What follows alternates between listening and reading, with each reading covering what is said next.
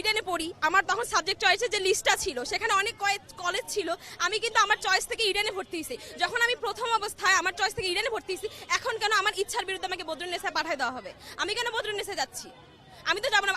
আমি আমার ক্লাসে 10টা মেয়ের সাথে বসে পড়ি, আমি কেন 8-10টা ছেলেকে আমার ক্লাসে অ্যালাউ করবো? আমি তো 2-3 বছর থেকে মেয়েদের সাথে ক্লাস করতেছি, আমি ক্লাসে মেয়েদের সাথে যেভাবে কমফোর্টেবলি বসতে পারবো 10 জন ছেলের সাথে তো আমি এভাবে বসতে পারবো না। আর আমার মা আমাকে দেখে পাঠাইছে যে এই কলেজে মেয়েরা আছে, এই কলেজে বেশিরভাগ মেয়ে টিচার, তুমি এই কলেজে যাও। এখন আমি 8-10টা ঢাকা কলেজের অন্য কলেজের ছেলের সাথে কেন আমি ইডেন কলেজে গিয়ে বসে কথা মানে বদরুন্নেসা গিয়ে বসে আমি ক্লাস করবো? এটা তো আমি যাচ্ছি না। আর এখানে আমরা নিজেদের ইচ্ছা আসছি, আমরা শুধু জানছি যে আজকে টিচারদের একটা আন্দোলন বা টিচারদের মানববন্ধন, নিজেদের ইচ্ছা এখানে আসছি। যে কিছু কিছু স্টুডেন্ট বা কিছু কিছু টিচার বলবো না, কিছু কিছু নেতাদের নিজেদের স্বার্থ সিদ্ধির জন্য ওরা এটা চাচ্ছে। কিন্তু এই যে কলেজটা থেকে যে ভার্সিটি হবে, কতগুলো পোস্ট ফাঁকা হবে না? আমরা পরবর্তীতে বিসিএস দিব না, আমাদের তো এই 1500টা পোস্ট চলে যাচ্ছে, আমরা কোথায় যাব?